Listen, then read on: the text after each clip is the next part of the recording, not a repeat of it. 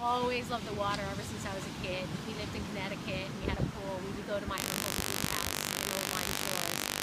And I just fell in love with the ocean. And we moved to Florida when I was 10. My dad got me certified when I was like 14 years old. And I was so little that when I sat on the boat, my tank fell behind me on the bench and I couldn't even get up. My feet were up in the air and they had to hoist me up and then dump me in the water. But it was just so intriguing to me, water. Always has been. That's when I'm at my happiest, is when I'm in the water.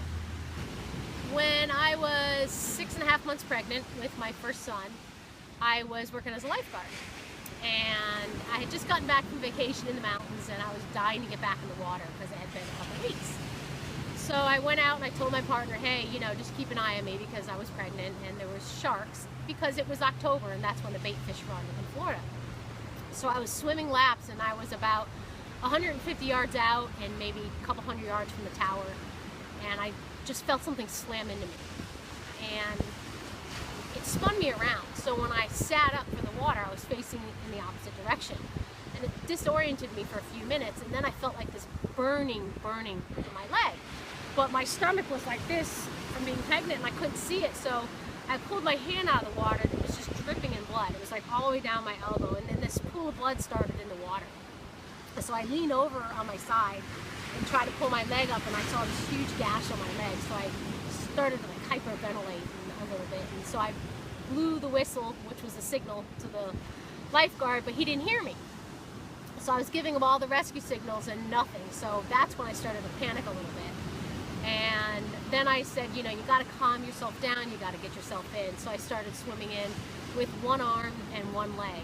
And honestly, the whole time, I just felt like that shark was going to come back. So I was swimming in with one arm and one leg, and I got to the drop-off, which is when you first walk into the water dips down. Well, at that particular beach, it was up to here on me. And I couldn't get out because of my stomach. So I waited for a wave to come and hit me and throw me up on the beach. And when it hit me, that slamming into my leg, it felt like a shark attack again, even though it wasn't. So it threw me up on the beach, and I crawled out of the water and I hobbled down to the lifeguard tower. And that's when the other lifeguard came running out, and I was like, call 911, I've been attacked by a shark. And his whole face turned white. I mean, I still remember his face. And I remember these two people on the beach running at me with this horrified look on their face.